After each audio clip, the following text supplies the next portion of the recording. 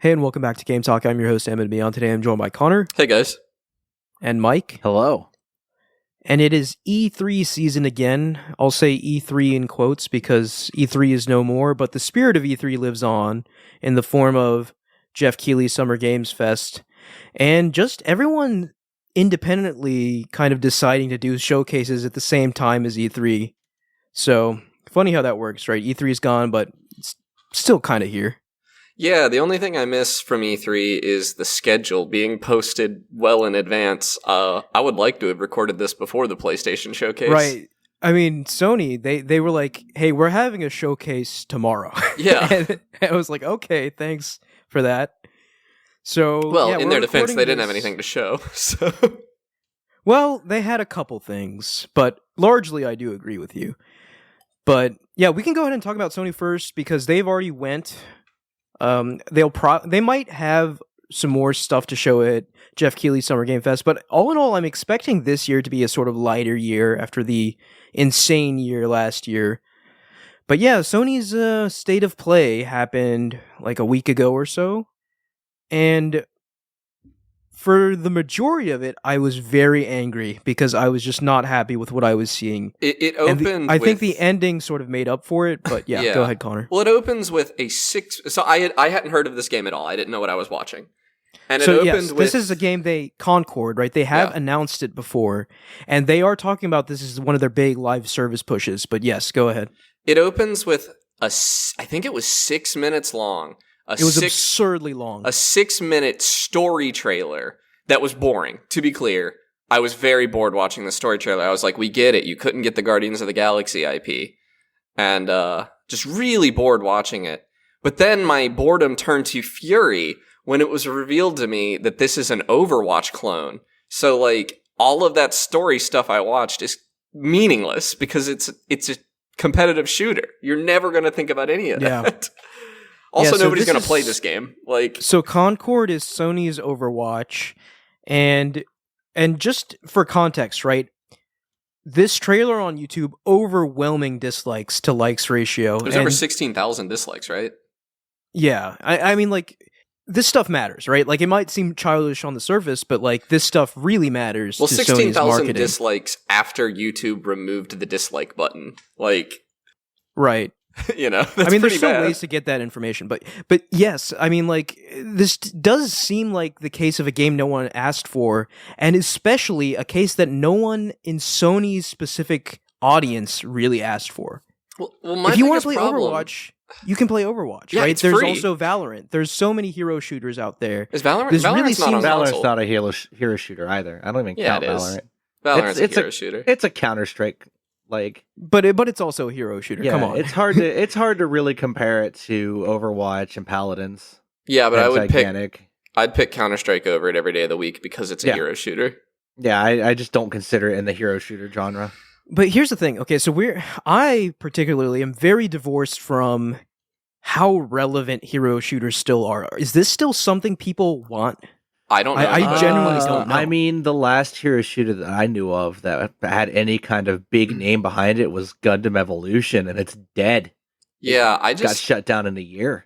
I don't see. This feels like a game that started development 7 years ago when people still liked Overwatch. Like, Yeah, Overwatch was the big thing. We're like, oh, we have to make Overwatch clones. This is the future of online competitive shooters. Blah, but blah, it wasn't blah. even like, it's not even, it doesn't deserve Sony's seal of approval to me. Like, I'm watching this trailer, and at the end of it, there was like a developer interview, and they're saying, like, they're listing off the things they've got, and it's just like, yeah, we've got the Mei character, we've got the, like, they're just listing off things Overwatch did first. Like, Yeah, and this does bear mentioning. This is from a first-party studio that they acquired relatively recently, like within the past few years, Firesprite.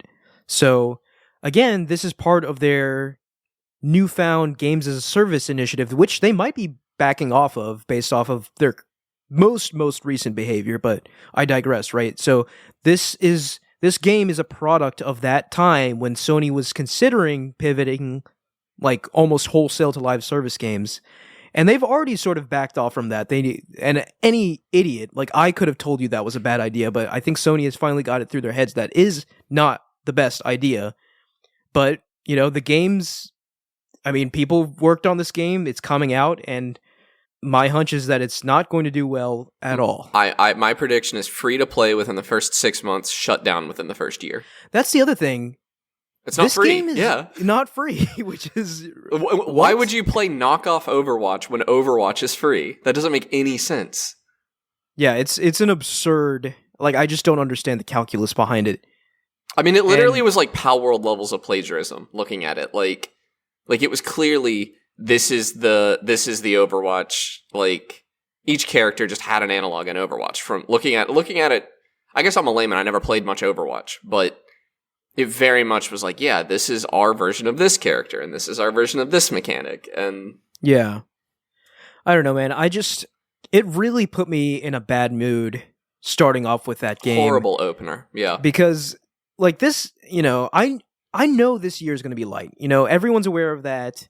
It's not a secret, but to open with something like this really kind of, to me at least, it's like a slap in the face to like the Sony loyalists. Yeah. Anyway, I don't actually remember what came after this. I remember what I was excited for next, though. The next thing that left an impression on me. Well, so Concord was shown, and then it was a large mix of like some third-party stuff and indie stuff and VR stuff. Yeah, I think the bigger announcement is God of War Ragnarok coming to PC, which... Actually, yeah, I think that was the next thing. That was the next thing I got excited for. Yeah, that's exciting. That's coming in September.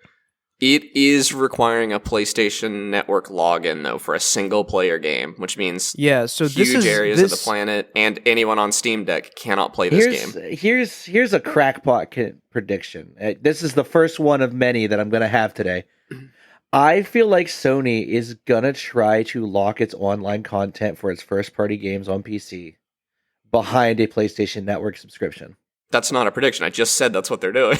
Yeah, I mean it's very plain and simple that they're trying to do it. They've said it out loud. Yeah, I mean, not just on their DLC or online content. They are locking all of God of War Ragnarok behind a PlayStation Network ID. Right, and they might be charging for you later to play online content. I think the biggest... that's what you're saying. I didn't understand what you were saying. I'm sorry, Mike. The biggest issue with this is for the regions that don't have PSN. That's kind of wild to me, that you're just putting the game out and saying that those people just can't play it. And I posted this in the Discord the other day, that gaming should be accessible to anyone. You can't really region lock someone out of a game. Well, also... sure, it's a small market. There's not a lot of people in, like, Pakistan who own PCs. It's not a very big PC market. But those that do would want to play Helldivers and God of War, and locking them out of it. And I do think it's possible to create a PlayStation account in a different region. Like, I could create a Japanese PSN account right now if I wanted. So it's not like the end of the world. It's just annoying. A lot of hoops. It's also, there are 2 million Steam Decks out there, and God of War 2018 was one of the most popular Steam Deck games, like, several months last year, I believe. That's just an entire audience there giving up. All those people are going to have to pirate it, because 100% the PSN ID stuff will be taken out of the crack, and that's just going to make it the superior version of the game. So yeah, I'm curious to see how it will sell on PC. I suspect it will sell well, but will it outsell God of War 2018 on PC? That's what I'm curious about. So the thing about it for me personally is this was a day one buy for me, and it's not now. I am against them doing this PSN ID stuff, and it's a wait for a sale for me now, probably. I might change my mind. I might get hyped towards launch, but my feelings on it right now are I don't know. I've waited this long. I can wait until the backlash causes them to remove this. So here's the thing. I can pretty confidently tell you that they're not going to back down from this, right? They backed down from Helldivers because it was an unexpected sort of situation, but they're communicating ahead of time that, hey, you have to have a PSN account to play this game.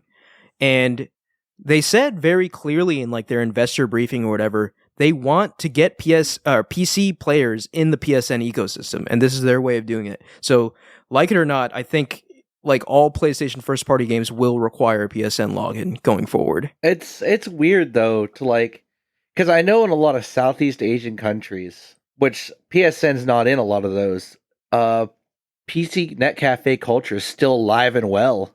Yeah.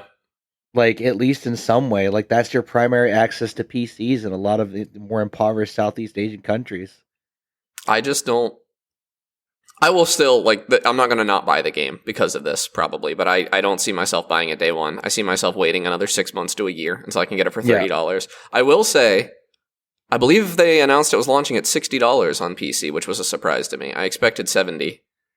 And that's including the Valhalla DLC, which I believe was also free on console. Yes, it was free. So I don't know why they made a big deal about that, but I'm glad it's there at launch. They're not doing a Capcom, which they never include the DLC at launch when they port to PC. It's there at launch, and it did seem to have the full suite of it has the most recent DLSS and FSR and all that goodness. Right. So. I hope it has FSR 3.1 because that's not terribly common yet. But we might discuss this another time. But I've heard reports that FSR frame gen is better than DLSS 3 frame gen. And FSR 3.1 decouples them, so you could use DLSS upscaling. That's FSR the frame most gen. Attractive thing about FSR to me is that it is software based. Yeah. Right. So Digital Foundry recently did a video of the first console game to receive FSR frame gen so far. So and it worked quite well. Immortals of Avium, right? And if that is an indication of things to come, that's very, very exciting for owners of AMD graphics cards and literally all every console graphics owners. card. If So. Who this is really exciting for, if you ask me, is owners of GTX 1660s and 1070s and the really common lower end graphics cards. This is just going to be free if you were running games, because those games can still run respectable frame rates at 1080p today in a lot of games, and now they're going to be able to run respectable. Double those respectable frame rates, Right, and Digital Foundry did the analysis on the increase in latency, and it was very minimal, 5 to 6 milliseconds. So that's good. Very good results there for FSR on console, at least. So, and this technology is only going to get better and better. So, I think it's an exciting time with FSR being as good as it is. I just looked at all the announcements for State of Play, and the only one that really grabbed me as any kind of major exclusive was just Astro Bot. Yeah, we'll get to that. I want to kind of follow the flow before we skip to that. I think next was a Dynasty Warriors announcement, right? Yeah, there was a Dynasty Warriors. I didn't care so much for that. Yeah, I didn't care for that at all. At first, I was intrigued, but then I saw it was a Musou style game. I was like, that's not really something I'm interested in. It's the Musou style game. Dynasty Warriors is right. It is Musou, but I didn't. It wasn't clear that it was Dynasty Warriors at first. At least to me. I disagree. So, I'm not a fan, but I know a little bit about it, and I instantly recognize the style as Dynasty Warriors. Yeah. Okay. Yeah. So that's another game. I respect Sony for giving them their time here, because that is a reasonably niche franchise that I feel has the potential to blow up, but hasn't yet, But I respect that they got their time here, because it's a franchise that sells respectably every time to its audience, Right. What came up right after that, if I remember correctly, was something I was pretty excited for. What was it? The Monster Hunter Wilds first trailer. Oh man, that was next to last. That was come up next. That was before Astro Bot. Yeah, Astro Bot was last. Astro Bot was last? Yeah, next up, according to this there? list, was the dress-up RPG, Infinity Nikki. Oh. Yeah, that was weird. I was like, okay, I guess there's an audience for this, and I guess kudos to having variety in your showcase, but I was just like, what is... by the time this came on, I was just like, Sony, what are you doing? I kind of liked it. I'm not going to buy it or anything, but I thought it was stylish. I thought it looked cool. It was unique, and I'll give them points for that. Yeah. I'm just selfish, I guess. I'd rather see it than a dozen cinematic shooters. Yeah. I don't know. I'm just more interested in their core first party games, but they just don't have any of those right now. not right now. No, there is a game though that I thought did look very interesting, and it was Where Winds Meet. I thought the gameplay they showed for this was quite interesting. I don't remember this. I don't. Can you describe it a little? This was the combat kind of reminded me of Neo FromSoft kind of games. And maybe with some Sekiro thrown in. And I don't know, I thought it looked rad. Okay. I don't even remember who made this game or when it's coming out, but I remember being kind of impressed with what I saw. It was literally the first game in the showcase where it was like, okay, finally something for me. Well, this explains why I thought Monster Hunter was next. I don't remember this at all. I don't remember any of these, and I just watched this 2 days ago. Yeah. Whatever. Like, And a Ballad of Antara too, that also looked interesting to me. Again, these names are like pretty generic, but like the art style and at least what they showed looked cool to me. I was just like, this is at least something I'm willing to keep my eye on. They have a red flag in the game director description of highest fidelity. is that the? I don't know. That's VR just one? marketing speak, man. I That's like, hate you know, the word high fidelity in this day and age. What's it mean in this context? It's I just think the marketing speak. It graphics, doesn't mean yeah. anything. So, but I think that game looks cool. And then they had some VR games they showed. Do you remember that, Connor? I remember the VR. I remember thinking, how could they possibly not be ashamed to show this? Is what I was thinking, because the frame rates were so bad. Yeah, that was the big thing that stuck out to me. It was like, how is this like? Well, I know surely this has to be an earlier build. No, There's, like, I don't even way think it they could is. release- I bet it's the screen. Like, you can't record what's in the headset, so they're Exactly, recording what's right. on the TV. And I bet what's on the TV is low frame rate, because why would you Yeah. prioritize it in any way? But my thinking is, how could you possibly publish this with a straight face? This looks so bad. But here's the thing, though. Normal people do not care about frame rate. No That one, is just a fact. no one plays VR without caring about frame rate. Not a single person. I think I would disagree with you heavily on that. I Because think most people don't know what frame rate is. You But they can know tell when they know a that they VR get game is sick. lagging. Yeah. Yeah, they know that they get sick wearing the headset, and that's the frame rate. Like, they may not know that term, but they know that when the game's choppy, they get vomit. Like, Right, yeah. it's I don't know. Like, my point is, I really don't think marketing-wise, people care about, like, watching a trailer and seeing a bad frame rate. Like, most people. I just care a lot. VR but is such I a think most niche people don't. thing still, and PSVR especially is. There's not that many of those headsets out there. Yeah. So they really. But the games they showed looked interesting. I agree. Somewhat. Like, they were kind of both, like, horror... Or, no, there was an Aliens game, Alien right? looks An Alien good. game. I hope it's And not there's, PlayStation like, exclusive. no way I could play that in VR. It would just freak me out too much, I think probably. it looked really fun. I would play that for sure. But Horror in VR is still something I've not really delved into because I feel like it'd just be a level 2 real. see, But- I've not really done it. It's so horror is so boring if you're not scared, and Yeah. a lot of it is just so not. I don't know. I'm a tough nut to crack on stuff like that, and VR has not managed to scare me.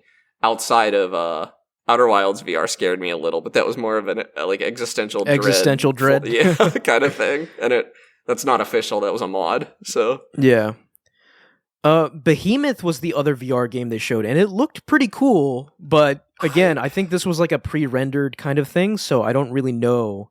Well, that's not true, right? They had some of the first-person shots, and it looked cool, right? Like, I'm at least interested. now that I'm reading this, it makes sense. I remember watching the trailer and thinking it looked like something I could play natively on my Quest.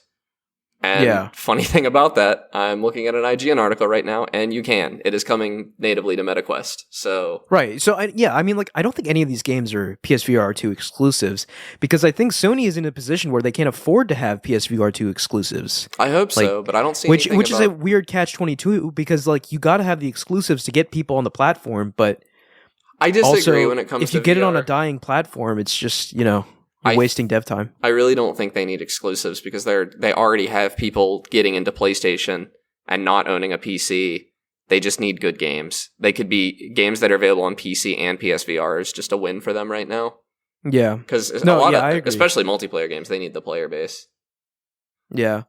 But I am, I guess, pleasantly surprised and a little glad to see that they're still dedicating VR time to in each showcase in each state of play. So they haven't like given up on it like they did with the Vita.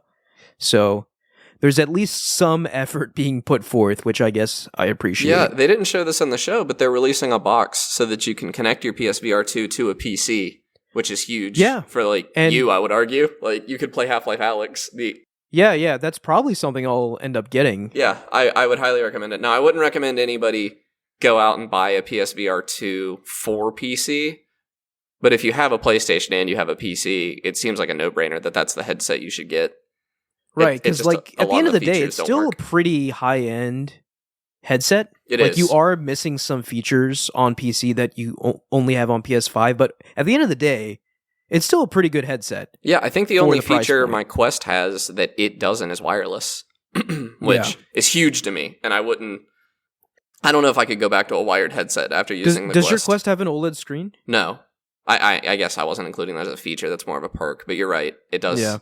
I mean, it's a feature to me. Like, I think it OLED is. It's matters. a feature. But Yeah. you can't use HDR on... Yeah, that's that happens. That's the other thing. Like, every bit of good news comes with bad news with this Also, like, deal. I would wager very few of the PC games are mastered with OLED in mind. I run into that on my current OLED screens where black isn't really black in a lot of games, and so you get a faint gray glow. But you need to tweak the brightness and contrast levels in the game on a per game basis. When At you least can, that's yeah. what I do on like PlayStation 5 on my OLED. Yeah, I can't. I was never able to get Resident Evil to look right on my TV, which infuriated me. Still a good game, don't get me wrong, But yeah, we have a lot to talk about, so I'm just going to quickly move. I think we're very close to talking about the games we're interested in. yeah. From PlayStation, but really two really quick ones I wanted to mention. Path of Exile 2, which Good is trailer. a Diablo-like. I actually think I'm going to get this game because this is like an alternative to Diablo 4, and a lot of people like this better Yeah. because Blizzard kind of is just dragging their feet on a lot of things, and Path of Exile 2 is just packed to the brim with features that Diablo 4 should have. Is Path of Exile the one that doesn't have a traditional class system? Like, you can learn any skill, and you can, like... I do not know. I But think the gameplay I did. I saw don't looked like remember. Diablo. Yeah, it's a it's a Diablo-like for sure. I've heard very good things about it. I think I played the first one. I want to say I got it for free somehow. Yeah, it's all been free. Oh, okay. The first one is free to play. Okay. Is the second one going to be? Maybe I think so. I don't know. If it isn't has crossplay, I would check it out with you, Ahmed. Yeah. Although I will immediately get left behind because I don't play Diablo the way you do. Yeah, the but first one Yeah, made me just- my brain hurt, so I stopped playing it. As It a is. degenerate. It's complicated. But yeah, I liked that trailer. I thought it looked good. Yeah. It's one of those things, every time I see one of these isometric action RPGs, I'm like, God, this looks so fun. I want to get it. And then I remember, I don't like Diablo that much. And it's just going to be Diablo. Yeah, so in my case, I really like Diablo a lot. So I think Yeah. I'll be into this. But moving on to the last game before we can talk about our favorite games. And this one's a weird one. Until Dawn remake. Yeah, I think you missed one. What did I miss? Did you miss Silent Marvel Hill 2. Rivals? Marvel Rivals and Silent Hill 2. Oh gosh, yeah. Marvel Rivals. Silent okay, Hill yeah. 2 looks...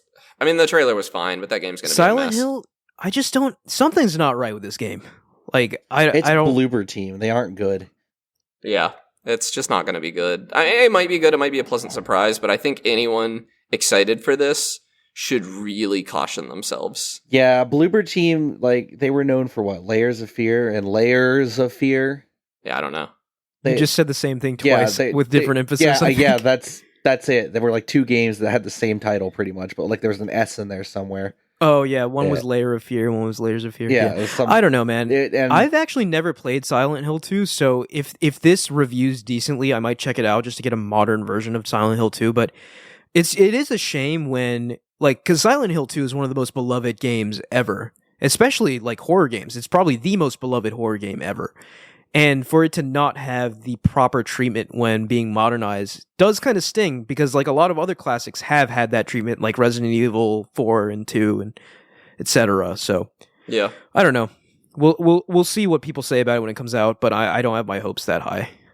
And yeah, that Marvel trailer too. Yeah, like You I didn't don't know, like this. man. I thought it looked fun. I hated it. It was the first hero shooter I've ever seen that doesn't look like it's just Overwatch, and it also like the powers. I don't know. I like Marvel, and the powers looked more interesting than hero shooters typically are. If it was it going to be free to play, or was I going to have to buy it? Marvel. I don't know, but it really seems like something that should be free to Yeah, play. if it was free Yeah, to play, probably I'd play free to it. play. I would never buy it because my disdain for hero shooters is stronger than my interest in this game. But I thought it looked fun, and so did my cousin was watching this with me. He also thought it looked kind of fun. It didn't look like it's not going to be game of the year. It looked like a Yeah. 6 or 7. No, not a 7. Looked like a 6.5 out of 10 maybe. Yeah, I don't know. Like, again, for me, at this point, I was just highly frustrated in this showcase. And, like, actually reflecting on it now, like, I have said a couple of the games look interesting. It's just weird for me in the moment. My expectations are always sky high, and then when I go back and reflect afterwards, I'm like, okay, that wasn't nearly as bad as I thought it was. Well, you can see what they were trying to do. They were trying to open strong and close strong, and they failed to open strong in a pretty big way. If that first game had been something we were interested in at all, I think we'd have been a lot more forgiving of the whole show. I agree. Yeah, like that's so true. Like, it really does matter. Opening and closing matters so much for the overall perception of what you have to show. Yeah. And yeah, that opening, man, like it's another almost like Suicide Squad to me, in which I don't see anyone saying anything positive about it. No, Concord looks awful. Good luck, I guess. And is Until Dawn a remake? Yeah, dude, like Until Dawn came out on PS4 and I loved it. This was a great game. From Supermassive, right? Like the people who did The Quarry. Yeah, okay. I recognized the style, but I haven't actually, because I watched The Quarry. I watched people play it. No, this is I love this style of horror game. Yeah, it looked like really they good. have all sorts of multiplayer features for couch co-op or online co-op, right? Like you can pass the controller, everyone controls a different character. Really fun game in party settings. Yeah, so I may well really play this enjoy remake. these kinds of games. I am wondering why they're remaking. Like, why are they doing this? Like, Until Dawn is still perfectly playable. Maybe but if it's also because well, they are bringing to PC now, and if it wasn't on PC before, then I can sort of understand why they would do this. But it was also, from a PlayStation perspective, it was like, okay, this was a cult classic kind of thing on PS4, and it's still playable on your PS5. Why is this being remade? But it is. And it's a really great game, so I highly encourage everyone who's a fan of horror or just like wants to play a game in like a party setting. This is an excellent game for that. So it looks like it was not available on PC, so they're probably just releasing it on PlayStation sort of because sense. They're improving it. Yeah, you might as well. But yeah, Until Dawn, between Until Dawn and The Quarry, I think Until Dawn is the better game. I like them both, but Until Dawn was really something special. I mean, this trailer was really, it looked very good. I was immediately, like, I had heard of this game. I knew a bit about it. I have some friends that really liked it, but this trailer still hooked me more than my friends liking it did.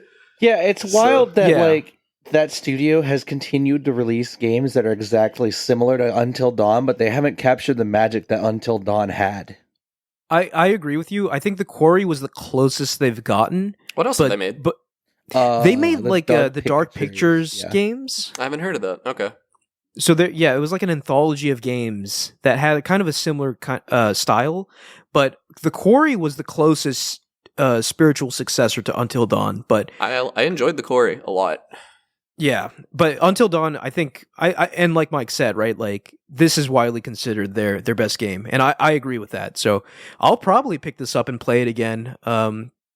And I do have a group of friends that I think would be interested in playing this. I played The Quarry with a group of friends, and I'll probably play Until Dawn with that same group. So yeah, should be fun. Okay.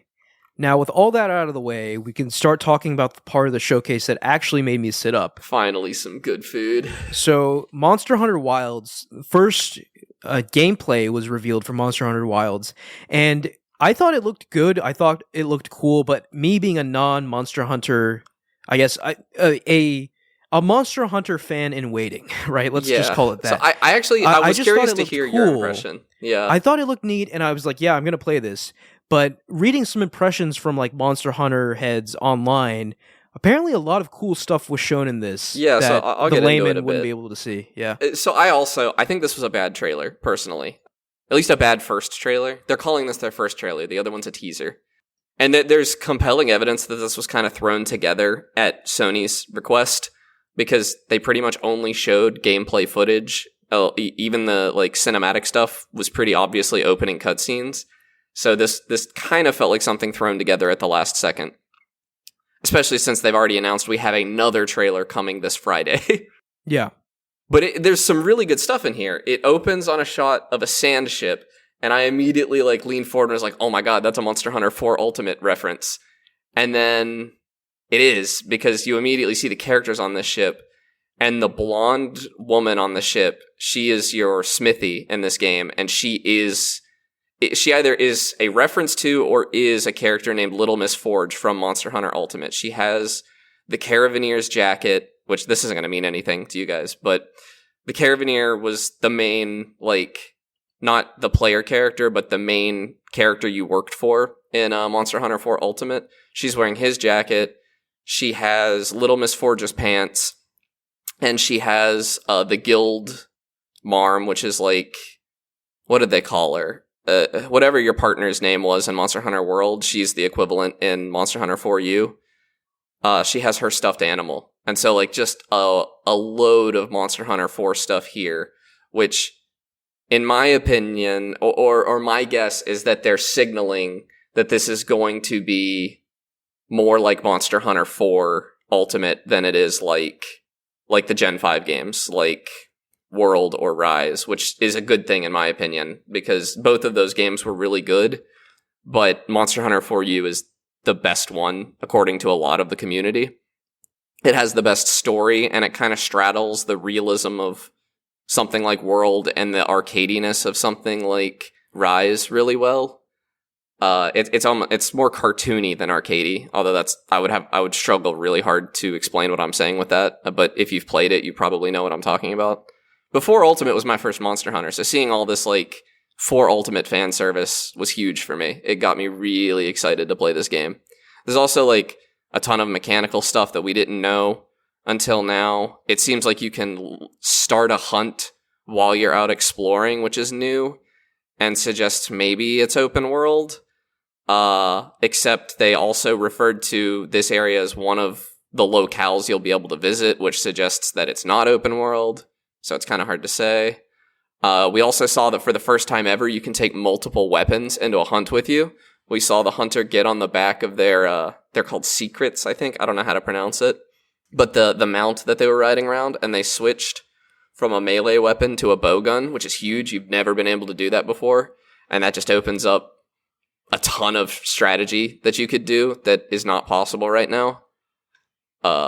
Just extremely exciting stuff. I'm really excited to see, hopefully, a better trailer that shows us a little bit more this Friday. I was a little disappointed to see no nods to crossplay.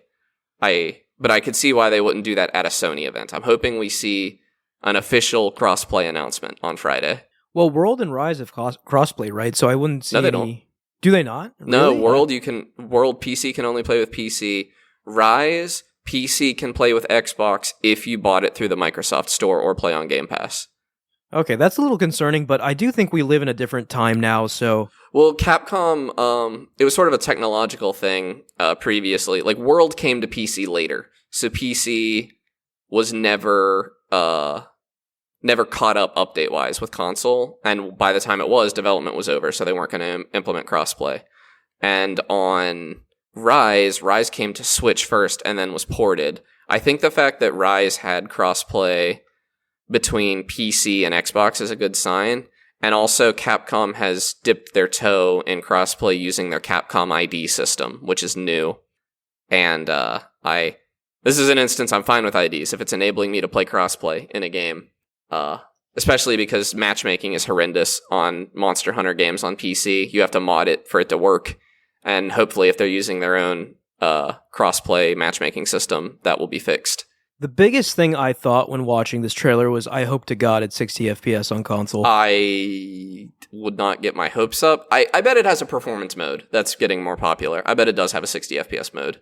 Yeah. It's on the REX engine, which is like the new version of the RE engine, which is extremely and plus, performance. Capcom games have been pretty good about that, with the exception of Dragon's Dogma that just released. Yeah. So I'm hopeful. Yeah, the problem is we saw there were herds, and I hear that herd or like group AI was a big problem in Dragon's Dogma, and there are monster herds in this game, so that could be a problem here too. Also, that's new. We've never seen monster herds before. You've never had to fight multiple of the same monster. That's completely new, and that's super cool. hype. We saw them having to like use strategy to split off the strongest one, because that's the one they wanted to fight, or at least I assume it was the strongest. It had different markings, and they were splitting it off from the crowd so that they could fight it by itself. Also, weather isn't just cosmetic. Weather actually has an effect on the hunts now. That's all extremely exciting to me. I also I hesitate to say this, but all of the references to Monster Hunter 4 Ultimate makes me think the story might actually be good this time, which, because the story in Monster Hunter 4 Ultimate, while it's not like particularly in your face, it is actually pretty good. It's like a fun adventure kind of story, and Rise doesn't even have a story, and World's story is kind of terrible. So I'm insanely hyped for this game. It's a day one for sure for me, and I'll probably play it for like 1,000 hours.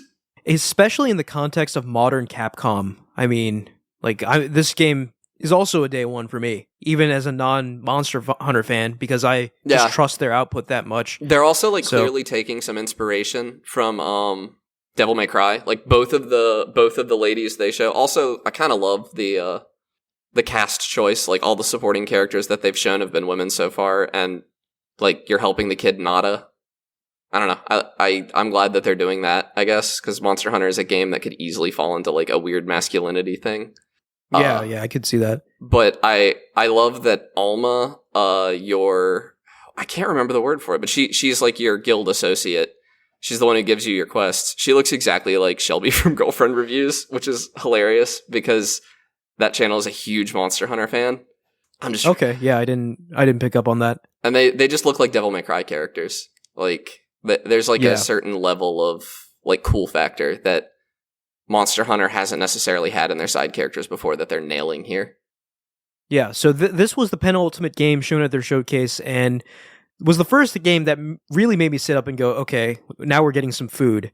And the next game and the last game they showed, next game and last game being the same game, was a delight for me. So Astro Bot, just called Astro Bot. It's a clean break, new start for this game, this franchise, this character. And it looked like such a delight. I was just blown away by what they showed. It looks insanely fun. It was if I was less of a Monster Hunter fan, this would have been the highlight of the show for me, because it was a better trailer. It was just brilliant. Yeah, I mean, looking. like it was just packed to the gills. Like it gave me like Mario Galaxy, Mario Odyssey vibes. Yeah, which is wild. Now, and I do think that if anybody can do a game like Mario Galaxy, it's Team Asobi. What little I've played of Astro Bot, they nail it so hard. And it's not, well, it upsets me because this one's not coming to PC ever. I will not get to play this game. I will say never, but look at the imagery. Like you're flying a PlayStation controller through space, and like. Well, here's the thing, but like as PlayStation becomes more deeply integrated with PC, that's what I'm saying. Like I could see a future in which it happens, but yeah, I feel weird. Hopes up as high as something like God of War Horizon. But yeah, I mean, this game just, it oozes charm from every pixel that they showed. Like, and the trailer really captured this idea of you're always going to be doing something, seeing something new in this game. And that was sort of backed up by an interview that was done by the game lead, the team lead of Asobi, where he said there's over 80 levels that they're crafting, and they want you to be doing something new every 10 minutes. It's always going to be fresh. It's always going to be fun, right? Like, they want every single moment of this game to be fun.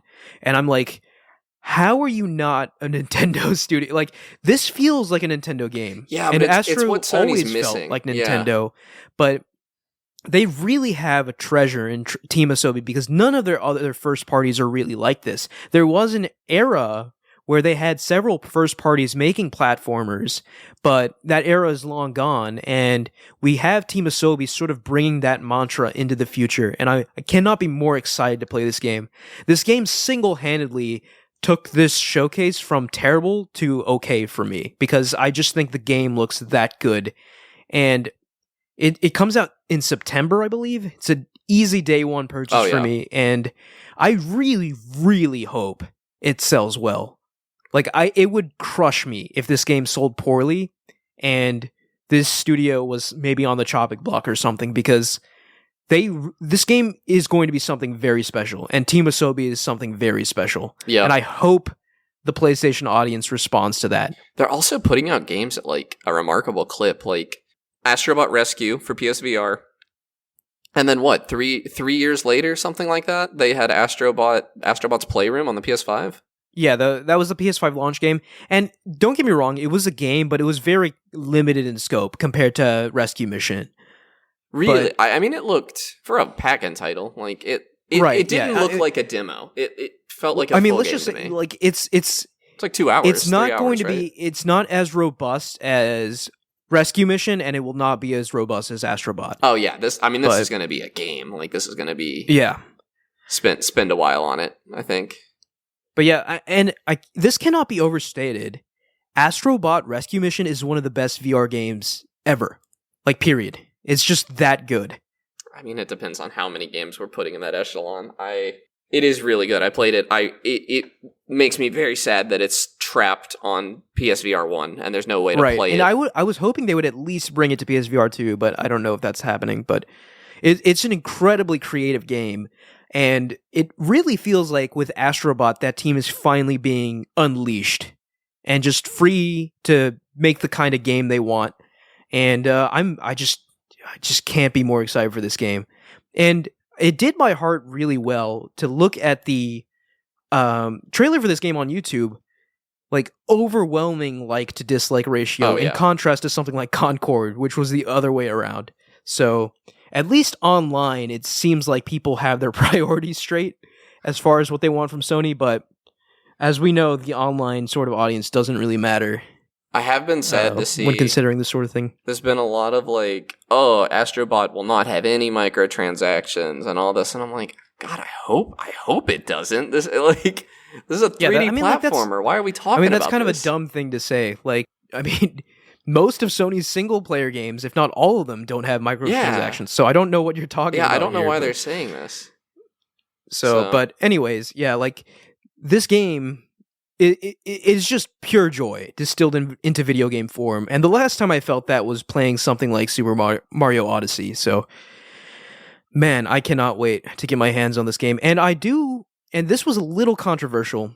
Some people were complaining about like them keeping the PlayStation sort of centric imagery. I really like it because I think at this point it is part of Astro Bot's identity. And for them to really just lean into it kind of adds to the charm, to me at least. Yeah, I agree.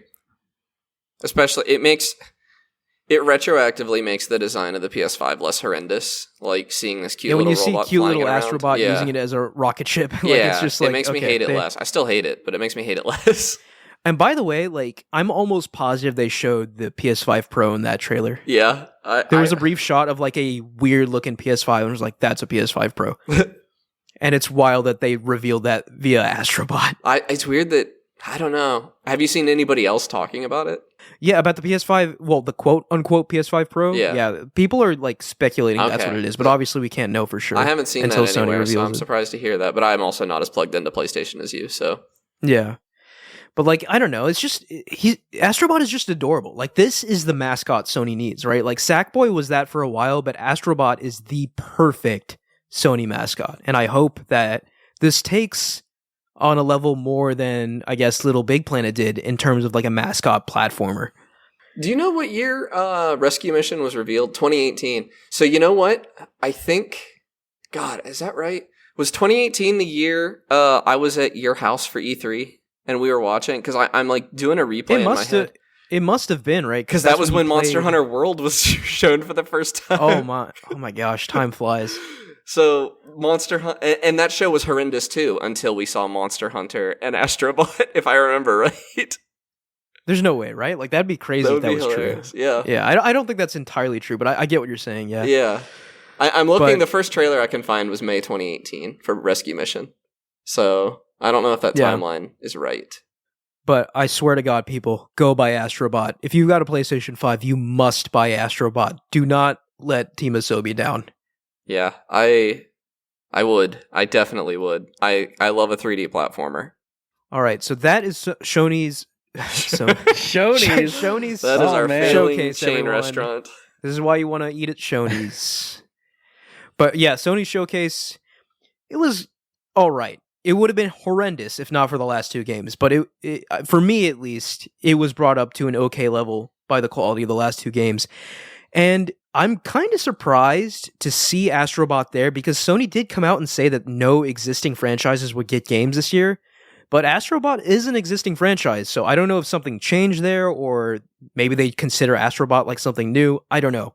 But very glad to see it here. It is arguably like, I bet they see this as his first real game. Like, I think so too. Yeah, because Rescue Mission was so niche, and a lot of people I don't even think have played the free pack-in. And I don't know if you know this, Connor, but there was another Astrobot game that was a VR demo called, I think, the Playroom VR or something. Was this VR 2? No, this was PSVR 1. I didn't know I that. believe. Okay. Yeah. So Astro's been around in a sort of semi-game capacity for a while, but this is finally his big break, getting a full-fledged game on a console that a lot of people own. So this is his chance. Yeah. All right. Wow. Okay, so that was just the recap of what we've seen. We still have upcoming shows from Xbox, from Nintendo, and Jeff Keighley's Summer Game Fest. So let's just catch a breather. proceed. Let's just proceed to Xbox really quick, because I think they're the people we know the most of currently. We know the most So about them? we're gonna see a new Doom game there. Oh, do really? do you know about this? I didn't know about this. That's exciting. So the new Doom game is going to be medieval in nature. I don't know what exactly that means. So it's a Quake game. But I guess, right? But this new Doom game is almost certainly going to be shown at this showcase. And I wouldn't be surprised if it had a release date of this year. Is this a leak or is this official? I don't know if it's official or a leak, but this is like confirmed. Okay, because if it's a leak, then medieval might just mean it takes place in hell, because like the Doom aesthetic for hell is already pretty medieval. Right, but I think this is a step beyond the already medieval aesthetic for Dune. Or Doom. Not Okay. Dune. Ooh. I haven't eaten anything today, people, so I'm making some word flubs, but cautiously optimistic for that. I loved Doom Eternal. I know a lot of people didn't, and I think there is a happy medium between Eternal and 2016 that I hope they achieve here, because Doom Eternal did feel like it was kind of forcing you to play a certain way sometimes. So, but I'm excited. So here, it's called Doom: The Dark Ages, and Okay, it yeah, will that's officially medieval. be revealed at the Xbox Game Showcase. So That's exciting. exciting, yeah. So already a pretty good game that we know about. There's also a rumor circulating that there will be a shadow drop at the showcase. So Of Doom? Xbox will reveal a game and then Oh. release it right there. It probably won't be Doom. I imagine like It's too for soon Doom after. they want Doom to go through the proper like marketing cycles or whatever. But It's also only been 4 years since Eternal. Well, I guess it was 4 years from 2016 to Eternal, so it might be. yeah, it's time. Yeah. But yeah, I was just thinking about what this game could possibly be, because it couldn't be something too big, right? Shadow Because if Drop? it was big, they'd want to market it. Yeah.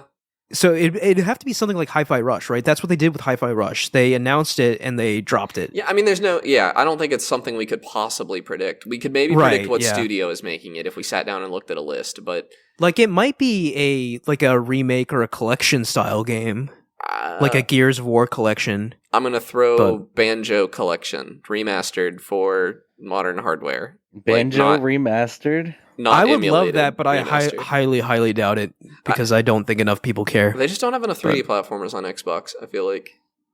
They pretty much just have Lucky's Tale. Yeah, I agree. They don't have that, but I don't know if they like care too much about having that. So we're going to see Forza, But for sure. are we like? I don't like. Has Forza already come out? Isn't Forza yearly?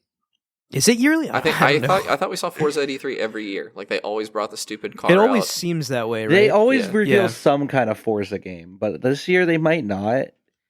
Oh, we're gonna see I mean, Call of Duty here. Yeah. Exactly. I was going to say the biggest thing at this showcase, from their perspective at least, will be Call of Duty, and it'll be the first time they show Call of Duty, and it'll be theirs, quote unquote. Yeah.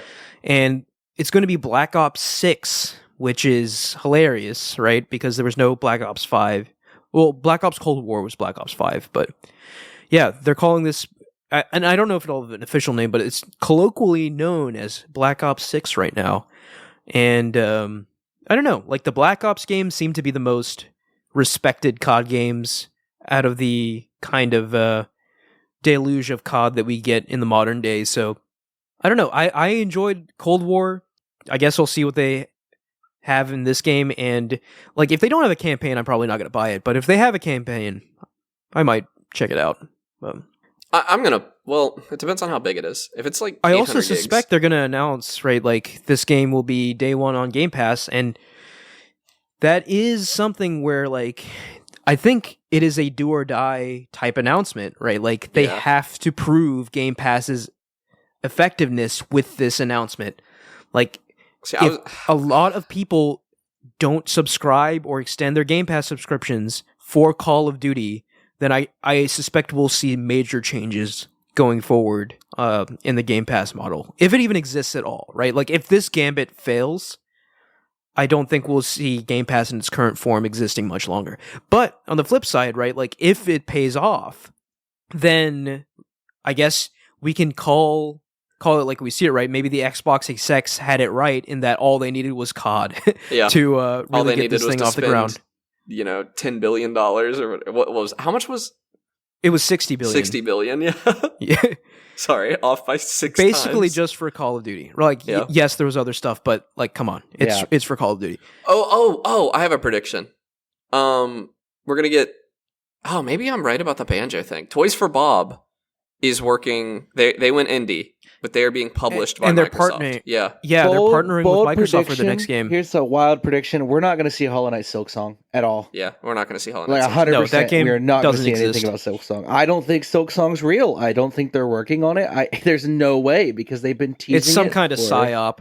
It's going to be Spyro. They're gonna have a new Spyro game. Ooh, I could see it. Because Xbox bought Activision, which owns Spyro. Yeah, the puzzle pieces make sense there, I think. But, that game is going to be a ways out. Toys for Bob is... Because they were... Until they went independent, they were working on Call of Duty, right? Yeah, but before that, they worked on Spyro and Crash. Right, but what I'm saying is, like, there's no way they could have churned out an entire Spyro game. I don't think it's ready, but it could be announced. Yeah, it could be announced, yeah. It could be ready in a year or two. Yeah, I agree. So, yeah, that's exciting. And I do like that Toys for Bob extricated themselves from the COD mines. I mean, not just that, they extricated themselves from potentially getting Microsoft eviscerated by the Microsoft machine. Right, yeah. Just obliterated out of existence. Yeah, I suspect they... I mean, what probably actually happened was they either saw the writing on the wall or were told they were going to be shut down. And instead, they didn't have any IP. So Microsoft would just let them leave, Yeah, Because I don't know. a lot of these companies Microsoft is shutting down, they would have just let them go probably if not for the IP. Yeah, well, either way, I'm glad they're in the position they're in now. Me too. So, because they killed it. We need studios like this in the industry too. So, I just hope it's not another Crash game. Crying shame that they were on COD for a while, but that's in the past now. Yeah. Thankfully. So yeah, we'll see Call of Duty. Probably a big part of the showcase will be Call of Duty. A lot of focus will be put on Call of Duty because I think they really want to get in the ear of your average games consumer and say, hey, Call of Duty is tied to Game Pass now. They really want to make that connection. So I expect we'll hear a lot about that on their showcase. But aside from that, right, like, I don't know. There are a few games they have gestating, right? Like Rare's next game, Avowed. I don't know if that's anywhere close to ready, but it's going to be another live service game. Rare. I didn't know Rare was working on anything other than Sea of Thieves right now, I don't think. Oh, no, they've showed Avowed for a few years now. I just didn't know it was Rare. I've seen Avowed. Yeah. Well, they showed Avowed, and then they later announced that, like, it was all fake. Like, none of it was real. Like, it was all, like, pre-alpha concept stage stuff. I was like, okay, guys.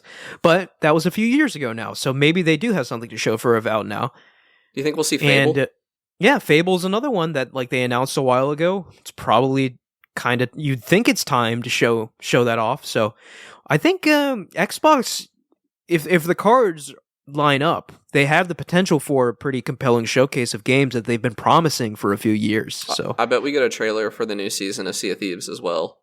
Yeah, Sea of Thieves tends to show reasonable. up to these things. Yeah, it'll be short, but Sea of Thieves is kind of popping off right now, and the new season looks really good. I am curious to see, and we'll know soon, like, if they will straight up just announce their multi-platform intentions for their games they announce, like, right off the bat on their showcase. Because if they really are going all in on this multi-platform strategy, then I guess why wouldn't they? They'll probably do it in, like, a sneaky way, like they'll say best on Xbox or something. Right, yeah. Instead of saying available on these platforms. And best on Xbox will be an indication that it's going to come to PlayStation. Yeah. That sounds very Microsoft-y. Yeah. Okay, do we have any other predictions for Microsoft? Like, I think all in all, I'm actually quite optimistic for what they're going to show. Yeah, they have a potential to have a good yeah, showcase. Microsoft might show some stuff off. Maybe we'll see leakings of a new Halo game. Nah, I could see. Well, maybe Halo Infinite. I think is going to dominate the multiplayer. I could see them releasing another campaign for Halo Infinite or something.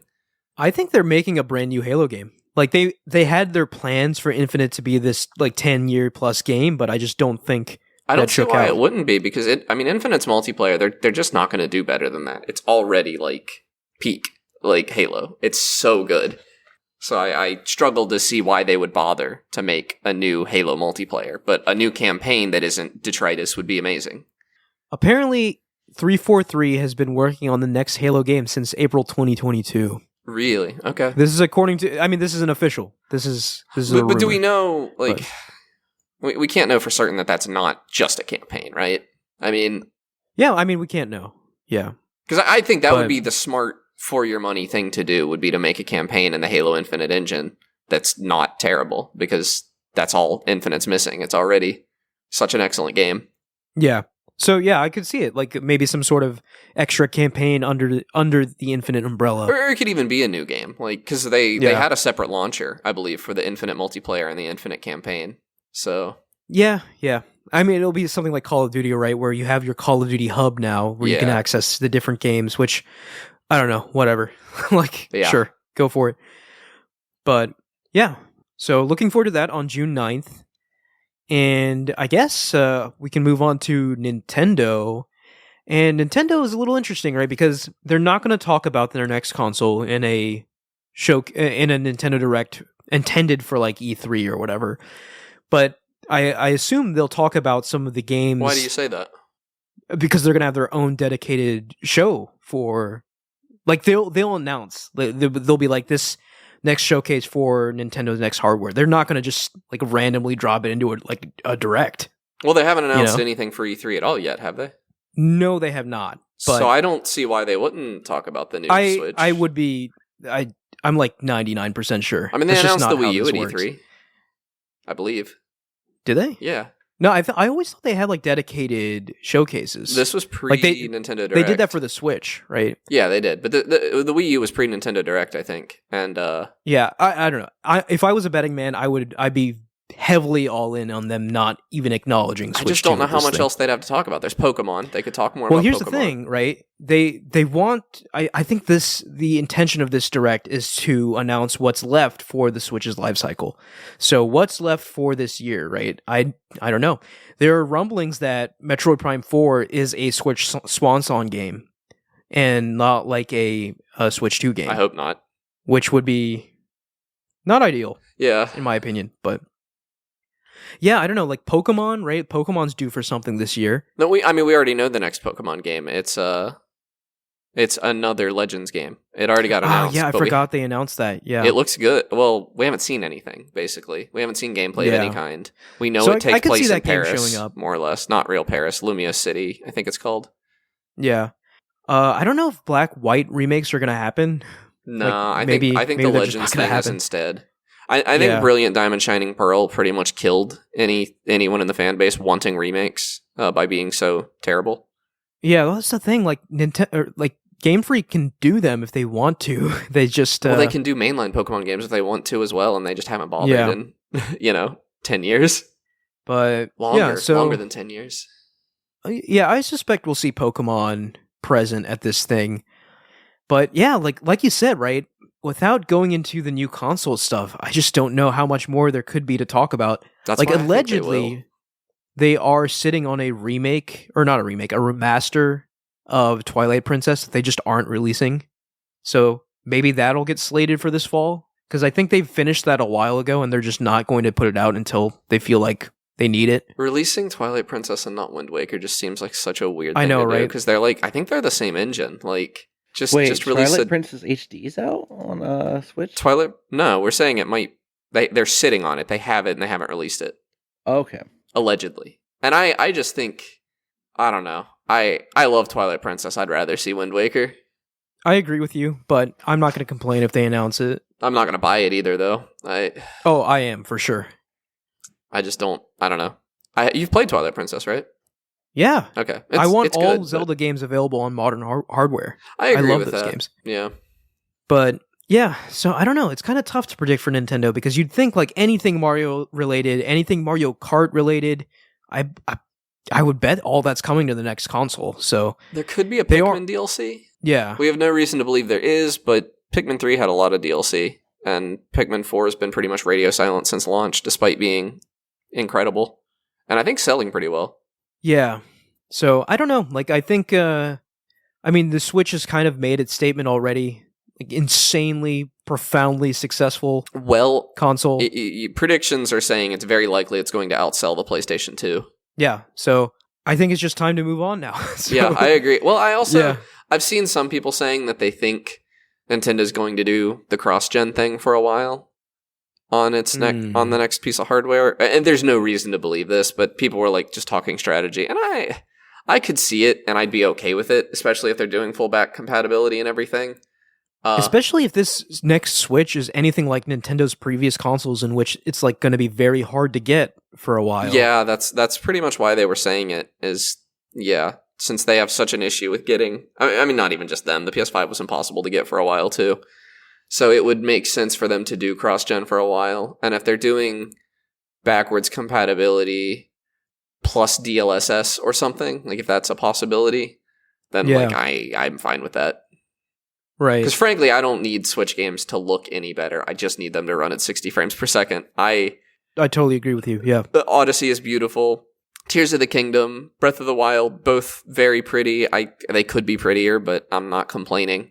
We also don't have another Zelda game in the pipeline for a while, I imagine. Unless we get a 2D remake or something. I could see that. It's been a while since... Or just a straight up 2D game. Yeah, it's been a while since Link's Awakening. We could get Zelda Maker. That's always a possibility. They experimented with that in Link's Awakening. Yeah. God knows we're doing another Mario Kart. It's been like 10 years, but I don't think that's going to happen. The new Mario game. For sure, that's a Nintendo Switch could 2 thing, announce though. literally anything at this point. Yeah. We could get a new 3D Mario. It's been a while. Yeah. I mean, it's been a long time since Odyssey. On Switch, though? I think it's I unlikely. highly doubt It depends. Yeah. If it's a cross-gen title, then yeah, we could see it get announced. But yeah, I don't know, man. I think Nintendo is the hardest one to predict right now because it's just I can't imagine them putting out many big hitters on the existing hardware. Yeah. But conversely, like I can't imagine them announcing the next hardware at this thing. So I think Where they does that will leave announce you? the next hardware. I genuinely do. do you really think they're going to announce Switch 2 in like 10 days or whatever? Yeah. Yeah, I don't think they're announcing the Switch 2. Mark my words, it's not happening. Yeah, I seem to I'm remember with somebody Mike. else on the show thinking that there was enough smoke that it had to come out this year. It was coming out this year. They delayed it like last minute, okay? I don't think it's not a delay if they haven't even announced it yet. Like, because it's coming early next year probably, and that I think the Wii U came out for holiday season, but they announced it at E3, and I just don't see why they Yeah, would. I mean, Yeah. I'm so confident that I will take punitive action of any punitive action you wish on myself if they do announce this. So just remember that. Well, I don't that is understand a why bet you're I'm so making. confident. I'm It's just just like very any other confident. Nintendo Direct. It could have the console. Ahmed's ready to die on the cross for the Switch 2. This is a hill. He's just a I'm ready glutton to for die on. being wrong about Oh my Nintendo God. things. I was just wrong. I was wrong about one thing, and I wasn't even. You that were wrong about it. really Come on. wrong about it. No, you were no, very it was intended for confidently this wrong. year. They was intended for this year. They delayed it last minute because there were no games ready. Very confidently wrong. Was it because there were no games ready? Is that right? Yeah, that's why they delayed it. Okay, yeah. I didn't know why it was. Or at least, I mean, who really knows? But like You insiders seems seem to to. think that. Yeah, I'm confidently wrong, as you say. No, I honestly, going forward with predictions, I think anything announced this year, it's going to be a real slow game because the collective gaming industry kind of dropped everything they had last year. And yeah, it's no, it gonna will be a very slow year. And actually, that segs well into the Summer Games Fest. Jeff Keighley, the eternal hype man, even came out and said, "Don't set your expectations too high for this." So See, he's just wrong too, though, because I already know there's another Monster Hunter Wilds trailer, so Summer Games Fest is already insanely hype for me. yeah, I don't know. Like, so I think just by volume of big announcements, we can expect way less at this one. Which Do we know how long it is? It's like 2 hours, right? I don't know, but But I mean, for him to come out and say that, right? He's always the one hyping up his own shows, and for him to kind of try and deflate the hype really indicates to me that, like, hey, no one set more your thing expectations game lower. this year. No live orchestra. It's such a I don't know, weird thing. And it is weird because, like, Sony, Microsoft, and Nintendo are having their own things, but they will also be present at Summer Games Fest in some capacity. So I don't know if they're holding back an announcement or two for this show as well. But again, I think it is wise to keep your expectations low for this thing. I mean, I suspect it's just he's saying that because we're going to be seeing a lot of stuff we already saw in the Sony show or something. Like, well, I don't know. It's just I just think it is a slow year for a lot of games, and this is just part of it, right? Like Jeff Keighley is coming out and saying that, like, hey, won't be as much as last year or a year before that or something like that. It is. I mean, most of the stuff I'm hyped for is not coming out this year. So, yeah. Which is a shame. Yeah, 2025, though, it's going to be crazy. It's going to be a hype year. New console, new GTA, what have you. New graphics cards, probably. I think NVIDIA's going to announce 5080. The 5080 for the low cost of $2,500. Yeah. Right. I don't think we're going to see any GTA 6 trailers this Summer Games Fest either. No, I don't think so. You don't either. think so? Okay. I think it's already been confirmed. I think Rockstar, they just do their own thing, right? They don't have to be on anyone's showcase. They're just going to put out a trailer. Yeah, they could just drop wait for it to get leaked. They could drop 70 million views. They could drop a trailer on a Sunday, on Christmas, like Easter Sunday, Christmas Day even, and it would get 6 million views within the hour. I just don't get that. Yeah. I don't get the hype for GTA. I mean, I don't know. We've talked about this. I kind of agree with you, Connor. I'm more of a Red Dead head myself, but well, it's not even that. I think I like those games about equally, and I like them both. It's not that I don't get why people get hyped for it. What I don't get is why people would drop what they're doing on Christmas Day to watch the trailer. I guess. Yeah, but they would, like. Yeah, no, people are crazy about it, and it's one of those things. Like, I feel like the people that only like Call of Duty like Grand Theft Auto. Like, it's one of those. Well, Grand Theft Auto is one of those games where, like, I think the average games enjoyer in the United States buys a couple games each year, right? Like, they buy Call of Duty, maybe they buy Madden or FIFA or something. But if there's a GTA that year, you can bet your bottom dollar that they're also going to be getting GTA. Like, GTA is one of those games that everyone buys. Yeah. So it will have a massive impact when it releases next year. Like, so massive, in fact, that, like, once they announce the release date, I expect people, like, if there were games releasing around that time, people will change their release dates. That's how massive of an impact, like, that game's gonna have. But anyway, right. So do we have any other predictions for Summer Games Fest? Any studios showing their games? I suspect we'll see Assassin's Creed Shadows, more of that, which I'm very interested to see gameplay, because if it looks a little too RPG-ish, I might be out. But currently, I'm in. We might get Dragon Quest. We're due. Yeah, Dragon Quest. Well, did you hear about the Dragon Quest HD remake? Yeah, HD 2D. Yeah, and it's the first 3 games. I think the Erdrick trilogy. Very cool. Yeah, that looks exciting. I'd rather see Dragon Quest 12. And they pretty much, when they were talking about HD 2D, they just said, "Yeah, we're working on it." And that was all we got, which that's probably not going to see it. That's very Dragon Quest. I don't think that means we're not going to see it. It means they didn't want to call attention to it. Well, it's probably not. Yeah, well, it probably won't come out anytime soon. Yes, I agree with that, but I could see a trailer happening. Also, probably the sickest name for a video game ever. What? The Flames of Fate. Dragon Quest 12, The Flames of Fate. Oh, right? That's what it's called, right? I don't remember. Yeah. I don't know, dude. Cool. Echoes of an Elusive Age was really good. That's also a good name. Dragon Quest just hits it out of the park. It's a little wordy. It's a little long. I like the, I don't even know, is it assonance? Echoes of an Elusive Age? The repetition of that vowel sound, I really like. Oh yeah, alliteration. Alliteration for the vowels, right? Assonance for the consonants. Oh, okay. I wasn't sure. Or the other way around. I don't know. Yeah, I haven't had an English class in a really long time. But I like it. I like that stuff. Yeah. Something I do attempt to achieve with our podcast episode titles, by the way. So true. In case you haven't noticed. Oh, I noticed. But any other predictions before we get into what we're playing? I just really... I mean, we already know we're going to see a trailer. I'm just going to say predictions for the Monster Hunter trailer. I think we're going to see the flagship monster. I think we're going to see maybe a confirmation that these characters are the characters that we think they are for Monster Hunter 4. And I'm really, really hoping they show crossplay or some nod to it somehow. And they wouldn't have shown that at a Sony showcase because they don't want to draw attention to other platforms. Yeah. And I also just think it's going to be a way better trailer. I think it's going to be a much a better indication of what the actual game is going to play like. Because at Jeff's show, it'll presumably be like a Capcom trailer and not a Sony trailer. I also bet it gets more time. Since I'm hoping it gets more time, since Keighley has already said, I bet we get a developer interview and stuff at the Summer Games Show because. Well, wasn't Monster Hunter Wilds the big one last thing game at the Game Awards last year? It was, yeah. So I think there's reason to believe this, and also Monster Hunter just recently passed 100 million sales. 25 million of those were Monster Hunter World, I'm pretty sure, and another 20 million of those were Monster Hunter Rise. So, the two best-selling Monster Hunter games ever were the most recent two. I wouldn't be surprised if Wilds hits 30 million, because I think it's got all that goodwill from people coming from World. A lot of people skipped Rise because it was originally a Switch exclusive, which I do think is a mistake. Rise is really fun. But plus, World really got the West into Monster Hunter. I think I've said it before. Monster Hunter was always a big deal in Japan. But World in particular really made that franchise go global. They put a little bit of marketing into 4U in the West on the 3DS. For Ultimate, they did a Monster Hunter 3DS XL.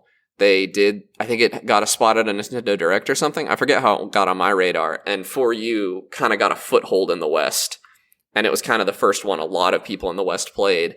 And Capcom saw that there actually is an audience for this game. And they went whole hog on World, making it targeting the West kind of with marketing and stuff. And it turns out they also did a lot to make it a good onboarding experience, which arguably they still didn't do a very good job. You still have to watch a YouTube video to know what you're doing in these games or have a friend. Actually, you really need the YouTube video. Honestly, your friend isn't going to be good enough. But the weapons are just very complicated if you want to be getting the most out of them. But yeah, they did a lot of onboarding stuff. And yeah, these games, they just have really broad appeal. Especially what I really love about mainline Monster Hunter is that you can get a kind of cinematic experience of a modern AAA game just playing through these games to the credits. But then that arcadey hunt the monsters over and over again just to get a better build and everything. All that is there for the people who want it to. But you can get a pretty easy and satisfying to the credits cinematic Monster Hunter experience. The story's not that great, but the cutscenes look cool. All the fights are cool. All of that is very fun. And I think Wilds is going to be way better than World in that regard. Also, just every Monster Hunter game is pretty much better than the last. I don't think there's ever been a case that they got worse. I don't think ever. No, as we've said on the show, it's going to be a big game. Yeah. I mean, at least for me. I God knows. No, I think for general audiences, it will be a big game. Yeah, I mean, even Rise was pretty big for general audiences too, but just not as big as World. All right. What are we playing? Monster Hunter Rise. Oh, okay. I caught up on World, more or less. I'm in the end game on World now, and I was like, all right, I could probably play this for another 1,000 hours and still be enjoying myself and still have stuff to do, but I want to experience Rise. I want to see what's different. And I don't know. I think the combat is better in Rise. I actually do. I really like it. I'm happy. I'm playing it on my Steam Deck this time because this was a Switch first game. I also learned that you need a mod for the matchmaking to work, so my matchmaking is working better than my matchmaking did for Monster Hunter World. They also, interestingly, in Rise, credits roll very early in the game. The game is split in half in the way that old Monster Hunter games were, where you have village quests and hub quests. Hub quests are much harder and balanced for multiplayer. Village quests are your traditional single-player campaign. But the credits roll... Monster Hunter is always split between low rank and high rank, and the credits roll when you finish the village quests, which are all low rank. And then you get an opportunity to unlock high rank. It lets you skip the low rank hub quests. But then from then on, all of it is multiplayer. You can play it single player, but you'll be having a very hard time. They just said, no, we're not doing two versions of this. And it's all of the late game content is balanced around multiplayer exclusively. And, which is why I had to fix my matchmaking because I was never going to be able to play it. But I really like, so it just didn't work out of the box. Like, how does that so make sense? it's a PC problem exclusively, but they use Steam's matchmaking. I guess they didn't roll their own, and the problem with that is Steam. This is my understanding of it from what I read very briefly. But they use your download region, and Steam's download regions are very granular. Like, there's a Pittsburgh download region that is separate from the New York download region. Wow, this is so. This sounds so scuffed. Yeah, That's so crazy. I was only matchmaking with people in Pittsburgh and people connected to that download region. So that probably includes all of West Virginia. You know, it includes a lot of areas, but yeah, you're just not seeing people.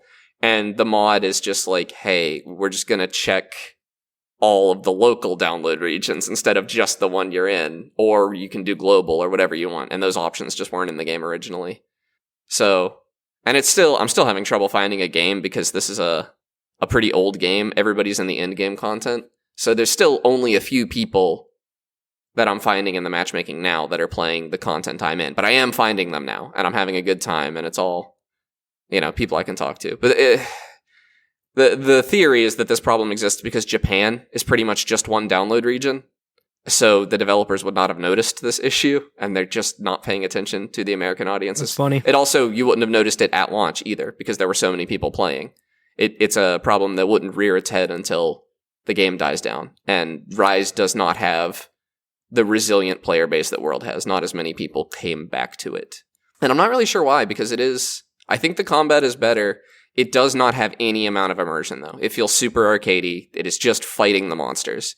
The worlds just feel like arenas with textures on them. Like, you don't feel like you're exploring an area like you do in Monster Hunter World. I don't know how much you remember what you played of it, Amit, but it did capture kind of a hunting experience, whereas this is just a fight. This is just going in and fighting the monsters. But it's such an excellent version of that it's hard to complain.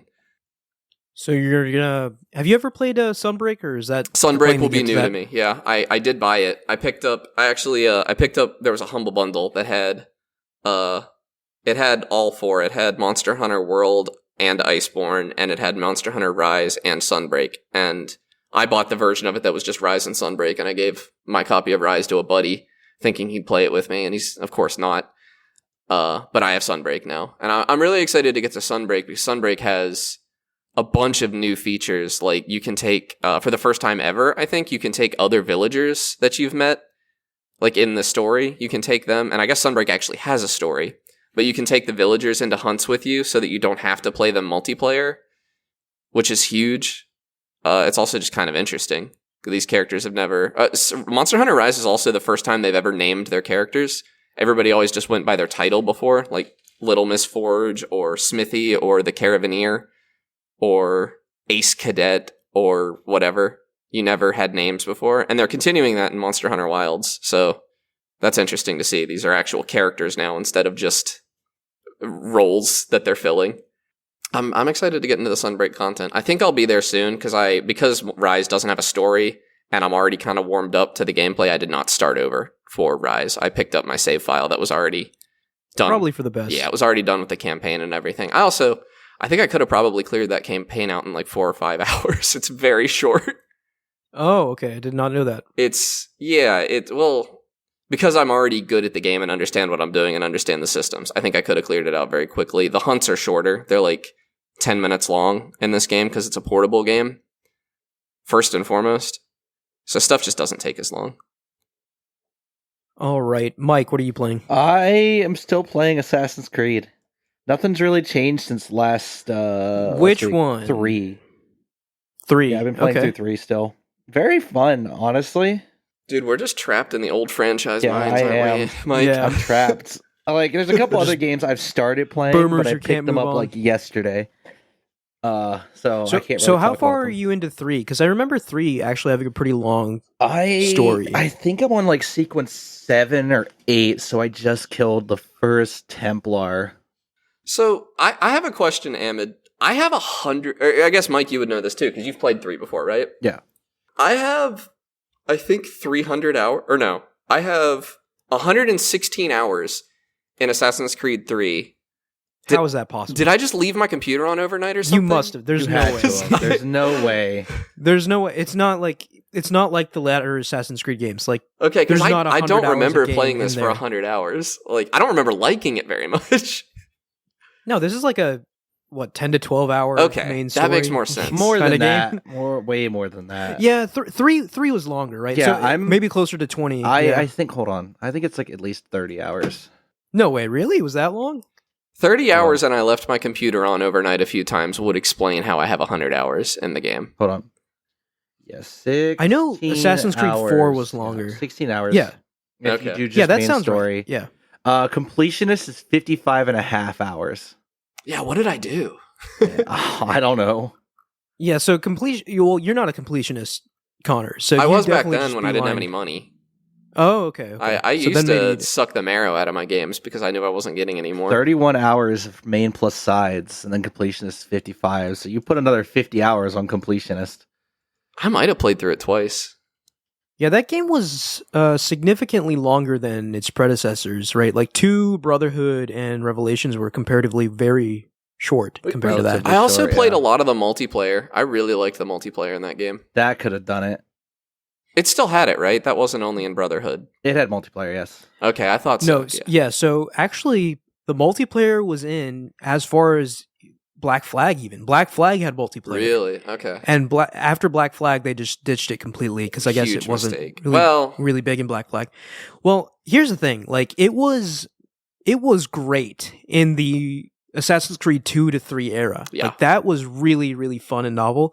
I do feel like for the multiplayer for Black Flag, they basically stopped trying, which led to a decline in player base, which led to them scrapping it, right? But the multiplayer mode in the earlier games like 2, Brotherhood, Revelations 3 felt great in my opinion. Yeah, the multiplayer was fun enough that like I kept coming back to it, but I don't really remember playing it that far in later games. No, I don't remember it being in Black Flag at all, but I don't know, I just didn't have as much time for games by the time I was playing Black Flag. Yeah, maybe. Yeah, no, it was that's the thing, right? Like what you two were saying are perfect examples of why the multiplayer went away. Like they didn't really advertise or try with the multiplayer in Black Flag at all. They really just tacked it on.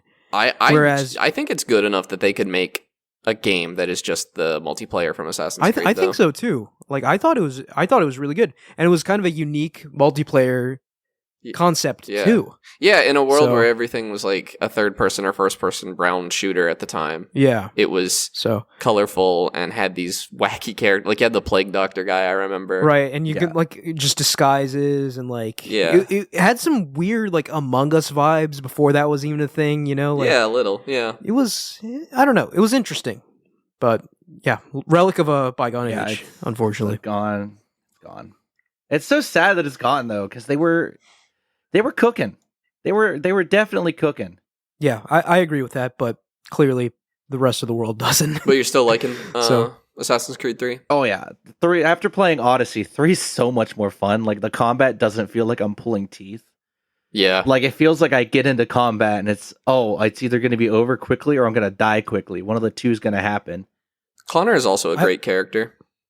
Connor's cool, Connor has and some I issues. also I like I him. also remember really liking the soundtrack to Assassin's Creed yeah, 3. it's so good. Really? It's I don't such a remember killer soundtrack. Like it's definitely up there for me. I remember referencing the axe and the stump thing a ton in high school. I was around axes a lot. I worked at a summer camp. But like anytime somebody would make another person mad, we'd sink an axe into a stump. Like Oh my god. Yeah.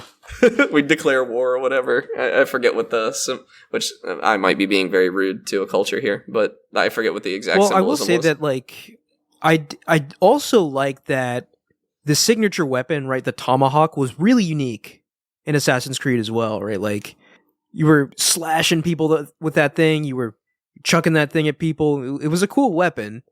Yeah. And I feel like the unique weapon sort of thing, because like the in Black Flag, Edward Kenway had 2 swords. That was kind of his thing, right? And I feel like Ezio's thing might have been like the hidden blade stuff, because he had like the gun blade The and double like he could actually blades, fight with the yeah. the double blades, right? Like the unique sort of weapon that belonged to an assassin sort of disappeared after the older games, and I really enjoyed that. Yeah, they kind of got rid of their style that each of them kind of had. Right. That's probably coming back with Yasuke, right? Like, Well, I don't know, man. Like, if it's another RPG, if it's another RPG style Assassin's Creed game, I would guess probably not. Like, you could probably give Yasuke a sword, an axe, a pickaxe, whatever. So, well, like Connor had an arsenal too. He had a bow and arrow. He had the tomahawk. He had throwing That was knives. where they did come up with the pistol brace too. Yeah, he had guns too. It just wasn't as like I never felt like it was as necessary as it was in Black Flag, where you'd roll up to a ship and suddenly pull out 8 separate pistols. Yeah, right. Like you had, in 4 you had I think you had 4 pistols on you at once. You upgraded how many? Crazy. You could have Yeah. a bunch. Yeah. Yeah. Love Black Flag, man. What a game. What a Great game. Fantastic game. But yeah, Assassin's Creed 3, I think people have, it was always kind of the black sheep of the franchise, but I do think people are starting to soften up on it now, after we've gotten our endless slog of 300-hour Assassin's Creed games. Yeah, having something that's short and sweet is so much nicer than... It is psychotic to me you guys are calling these short and sweet, though, because that's just not how I remember them. I remember trying to play through Assassin's Creed 2 after it was not, it wasn't new anymore, and just, seeing all these map markers show up and being like, well, that's the thing, man. hate all this. Even if you 100% Assassin's Creed 2, that's a 30-40 hour game? Yeah, no, you're right. It's just that compared to modern Assassin's Creed, that is short and sweet. But back then, it didn't feel like it. Yeah.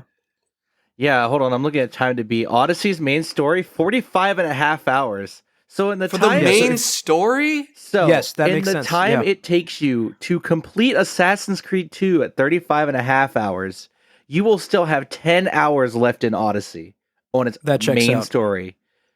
Completionist, So- 143. You could play through 1, 2, and 3 in the time it takes you, all the way through Completionist, in the time it takes you to beat Odyssey.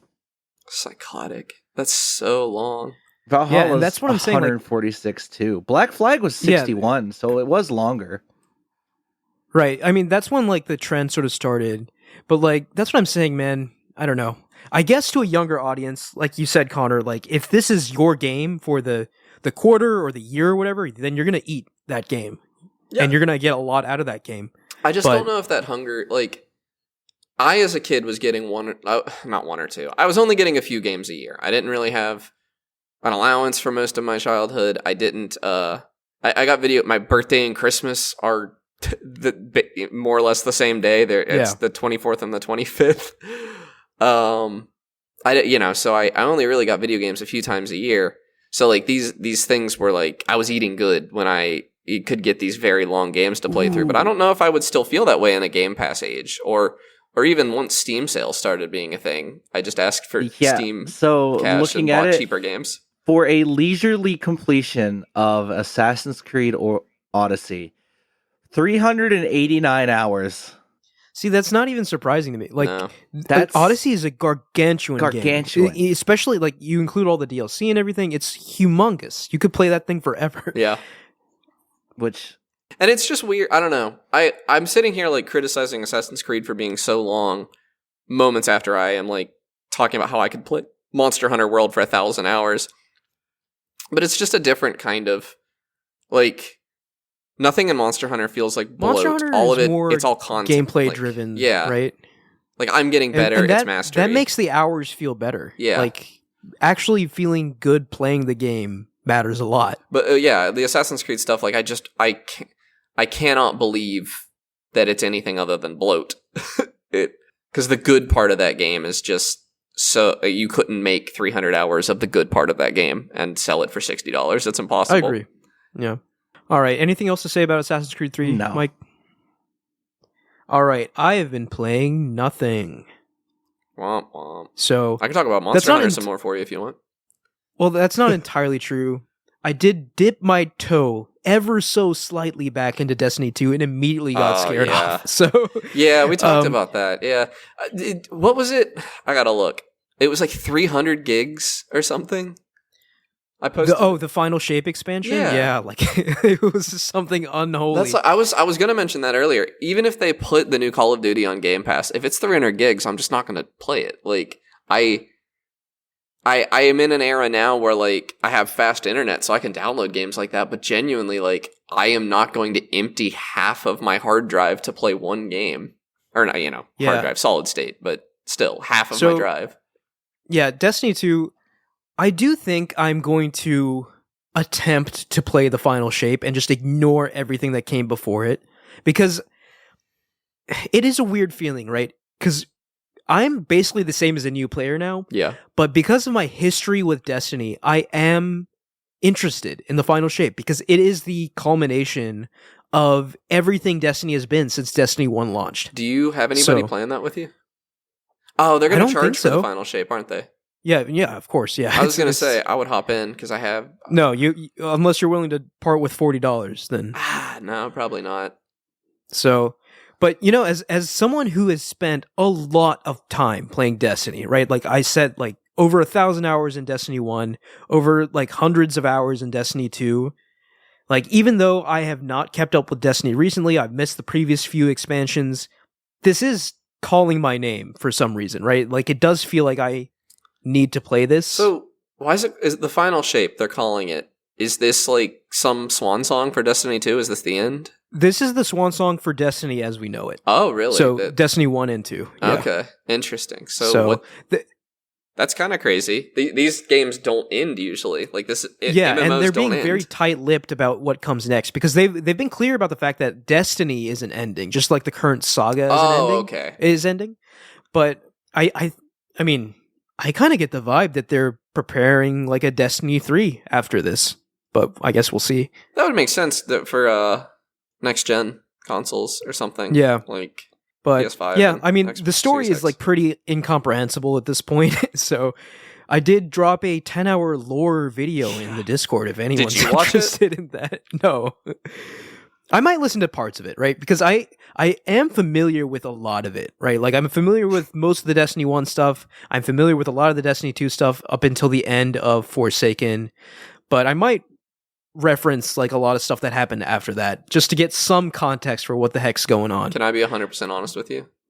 Yeah. I can't watch that video because I'm a little afraid I would be interested and want to get into Destiny, and I just don't have room for Monster Hunter and Destiny in my life. The crazy thing is, Destiny actually has really, really good lore. It's just not presented competently by Bungie at all. Yeah, that's how a lot of live service games are, it seems like. Which is crazy. But I was thinking about you, Connor, actually, because like you fall asleep to these kinds of videos. Yeah, I'm right? a 10-hour video enjoyer. This guy's voice will lull you to sleep in an instant. Yeah. He has a amazing voice for narrating like fantasy lore. So yeah, no, I love a good Vati Vidya or Vati Vidya for the uninformed follow. He does Elden Ring and Dark Souls and Bloodborne lore videos. So, yeah, I dipped my toe back in Destiny 2. I think I played like one mission. I was just like, you know what?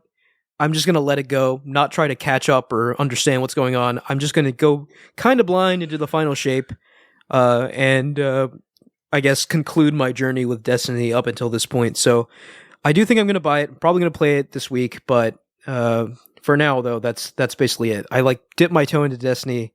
But I haven't really played many games lately. I wanted to continue playing Paper Mario, but I've just been really busy, so... I would have loved to play the raids in Destiny. I'm sorry I interrupted you. No, you're good, man. That is a singular gaming experience. I have not had any game give me the feeling I have when doing a Destiny raid with friends. That is incredible. Yeah. So, that is definitely but it takes something. So long. Yeah. Like, how long did it take you to get to them? Like 100 hours? Like, no, it's not like that anymore, right? And plus, like a lot of the legacy raids they have like on rotation each like season or whatever. So you can just like form a squad and like go try them. See, I got to the end of Monster Hunter and they introduced like a raid battle that I can do. And it took me 100 hours to get to it, and nobody's playing it. So I just can't do it. Yeah, it's not quite like that in Destiny. Like, the raid at the end of the final shape, yeah, it'll probably take, like, a few dozen hours to get ready for that. Yeah. But, like, all the other... I mean, there's probably, like, a dozen plus raids at this point. Okay. That are available. I watched the first raids, one, and it looked really good. The raids, just from a gameplay, just a content perspective, just as a piece of content, are some of the best like video game there is. Like, I really believe that. Like, there's nothing quite like a Destiny raid. That feeling of camaraderie, especially when you're figuring it out. Like, when a raid first drops, no one knows the mechanics of it, and you're just figuring it out. Like, unbelievable feeling. It's so good. I forget who I watched. Did Northern Lion play these? I don't think he did. I don't think he did. I watched somebody play the raids, and it was a streamer that I was familiar with, but I can't remember who it was. Yeah, I mean, once upon a time, Destiny, and it's still quite popular, but it was really popular. It was huge for a long time. Yeah, once upon a time. So, but yeah, I'm excited to see the final shape. I probably won't end up participating in like the blind like raid when it drops, because I don't think I have any friends that play Destiny anymore. But I'll probably watch like the world's first race on Twitch or something, where people are trying to be the first ones in the world to complete the raid, and that's always kind of fun. Yeah. I always I've played a few MMOs where I saw, like, I used to play a game called Mabinogi, and there was like something no one had done yet, and there was like an entire town locked behind it that you had to do, and stuff like that is so cool in those games. Yeah, to me that is the coolest part, like in an MMO, because there's all these mechanics and like locations and stuff that are really sort of hyper designed for like I guess a comparatively small audience, right? Like most of the people in Destiny aren't doing this raid, right? It's a very sort of end game, high level activity that requires really tight coordination. So, but it's cool that content exists. It's like a hole in my gaming repertoire. I think I've never done a raid and an MMO of any kind, and that makes me a little sad. I've never done that huge collaborative. Like, how many people are in a raid in Destiny? Is it for Destiny? It's 6 people per raid, I think. Okay, that sounds right. The one in Monster Hunter is 16. I know in a lot of MMOs, it's like your entire guild. Like, yeah, that's on a level that's I can't even fathom. Right? Like, if you're like doing a raid with like 100 people, like how does that even work? I think it's like 30 people, but I think the Destiny ones. I mean, the ones in like WoW, I think are just a boss fight or something like that. But yeah, like the Destiny raids are cool because like some of the encounters in the raid, like if one person isn't pulling their weight, you're just not going to get through it. God, like everyone has to do like the right thing. Everyone has to be in sync with each other, and you really feel like a unit. You feel like a team at the end of that thing because you have to do it together, right? Like if one person can't pull their weight, then like chances are you're probably going to fail this raid unless you have someone really kind of godlike on your team. But even then, right, like some of the mechanics and puzzles in the raid are literally designed around the 6 people doing certain things. So the idea of getting 6 people that not only want to play the same game as me but are good at it is unimaginable to me. Especially lucky. In our advanced age, that's just like unheard of. I'm right? lucky I can get my buddy Tyler and his wife to like get some wins in Fortnite with me occasionally. Yeah, well, actually we play a good bit of Fortnite. That's why like I really do see like Destiny 1 and Destiny 2 is a sort of golden age for me that I don't think I'll ever recapture, because like there was this era where me, a bunch of friends were always playing Destiny. We were in a guild together, and it was like, yeah, like there were times when we had enough people to form 2 raiding parties, you know, like, and we would just independently do the raids in groups of 6. So this is an approach in my life I've been thinking of changing, because I have found I've been unable to get my friends to play the games I want to play with me. And I think what I need to do is make friends that play the games I want to play instead of trying to get my old friends to do it. I think I really need to change that approach in my life. Right, yeah, that's probably, especially, you know, like, as we get older, you know, you're not going to convince, hey, buy this $60 game, then buy the $40 expansion, then grind it for 48 hours, and then we can do this really cool thing. Well, that's the beauty of Game Pass, though, right? You know, like Destiny's on Game Pass, and I think Destiny's free, but I don't think the final shape will be on Game Pass. No, because they're owned by PlayStation now, right? Yeah, but yeah, I don't know. I think we could do a whole episode about multiplayer games and trying to get a group together to play them and stuff. I think it might be a sad episode though, so maybe we shouldn't. Yeah, like watching our Helldivers Discord just die in real time was upsetting. Yeah, I mean, it's sort of inevitable, though. Yeah. You know? That was wild, though. We got a brief taste of what that was like. Yeah, it did. It was a brief recap, brief reverse back to the golden age. My dream is that happens again with Monster Hunter Wilds, but I doubt it. It could. It actually could. Like, I'm not even just saying that. Like, I could see it happening. Yeah. I don't know. I thought it was going to So- happen with Sea of Thieves, if I'm being honest, and it didn't. So I'm not holding my breath. Well, so the thing with Sea of Thieves, I understand that it's a good game, and it does matter that it's new to PlayStation, but it's not a new game. Like, I think being a new game really does matter. That's true. Okay, let's get out of here. We've been rambling for too long. You're just hungry. So yeah, I'm starving. All right, thank you all for listening. You can follow us at Podcast Game Talk on Twitter, Instagram, and TikTok. Click the link in the description to join our Discord and talk to us there. Please like, rate, and review us on Apple Podcasts, Spotify, SoundCloud, or any other podcast services you use. Thank you, Connor and Mike. Yeah, see you guys next week. See you next week. Bye.